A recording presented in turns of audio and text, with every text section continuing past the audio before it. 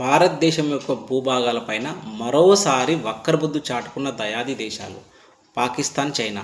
ఈ రెండు దేశాలు కలిసి భారత్లో ఉన్నటువంటి జమ్మూ కాశ్మీర్ మరియు లడ్డాఖ్ అనే ప్రాంతాలు భారత్లో అంతర్భాగం కావు అని ప్రకటించారు. వెంటనే దీనికి భారతదేశం యొక్క విదేశాంగ శాఖ ఎల్లకాలము ఎప్పటికీ భారత్లో భూభాగమే, అవి మా ప్రాంతాలు, భారతదేశం సొంతము, వీటిని భారత్ నుంచి ఎవరు వేరు చేయలేరని ధీటుగా స్పందించింది.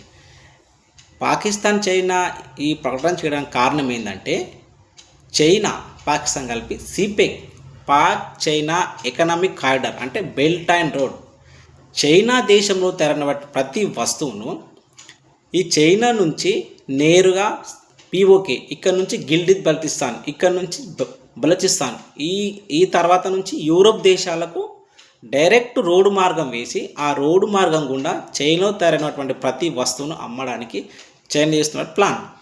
సో ఈ యొక్క రోడ్డు మార్గం గుండా ప్రతి ప్రాంతంలో 1 కిలోమీటర్ 10 కిలోమీటర్ దూరంలో ఈ యొక్క చైనా యొక్క పోర్టులు కానీ చైనా యొక్క గిడ్డంగులు కానీ ఉంటాయి. అయితే వీటి ద్వారా చైనా యూరోప్ దేశాలకు సరుకు నమ్ముకొని భారీగా లాభం పొందాలని చూస్తుంది.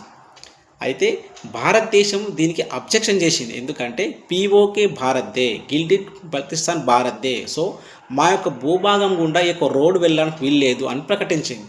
సో అప్పటి నుంచి ఈ రెండు దేశాలకు భారత్ పైన అక్కసు పెళ్ళగక్కుతున్నాయి.